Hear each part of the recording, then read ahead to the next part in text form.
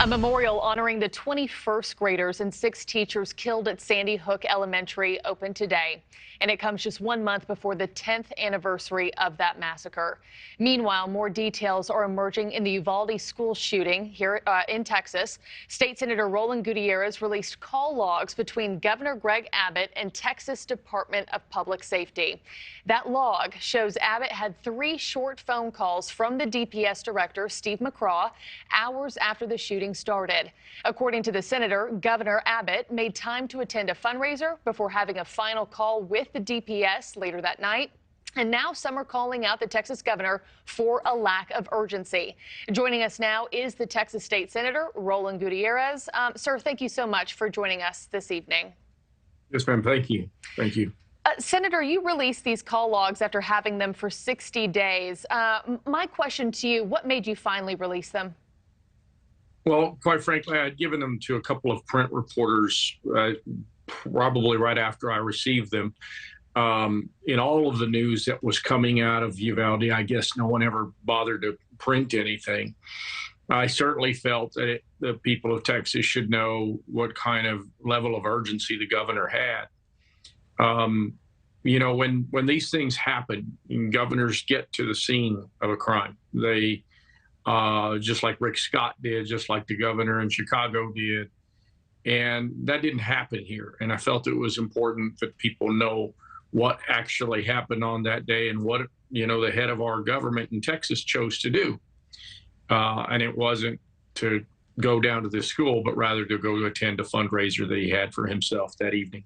And I know you just touched on it briefly, but could you elaborate a little bit more? What kind of response do you expect from governors when tragedies like this unfold? You know, governing is about action. It's not just about words. And a lot of what we've heard, unfortunately, from Governor Abbott in this issue has been a lot of words and very little action. Rick Scott, after what happened in Parkland, it took them 23 days to raise the level from 18 to 21, the level to have access to militarized weaponry. Greg Abbott's response to that has been that it is unconstitutional, which is not true at all. The cases that he cites are factually distinguishable. We are in the legislative branch in the state of Texas, and we are the ones that make the laws. And, you know, most Republicans want common sense solutions. Obviously, all Democrats want common sense solutions to guns. And I think that we deserve, the people of Uvalde deserve to have a real meaningful discussion on this. That hasn't happened with Greg Abbott, unfortunately. I remember when this story broke, you were there that night going live, giving Texans information. Have you spoken to the governor about these logs by chance? You know, no, I haven't. I've sent him a lot of letters requesting things, even letters with the Republican mayor of Uvalde requesting resources for the community. And those letters have since have been unanswered. It's my hope that as we get into this legislative session, we kind of begin a dialogue again on this and many other issues when it comes to this community.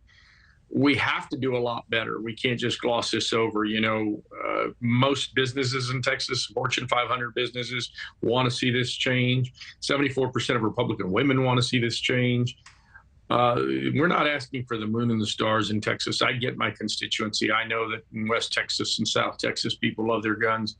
We're asking to not let a 21-year-old have access to a militarized weapon like happened on this day. And so we've got a lot of work to do. I hope that he's listening. Senator Roland Gutierrez, thank you so much for your time and your perspective and your insight tonight. We appreciate it. Thank you so much. Have a good evening. You too. Thank you for watching. Go to newsnationnow.com to find News Nation on your television provider. And don't forget to click the red subscribe button below to get more of News Nation's fact-driven, unbiased coverage.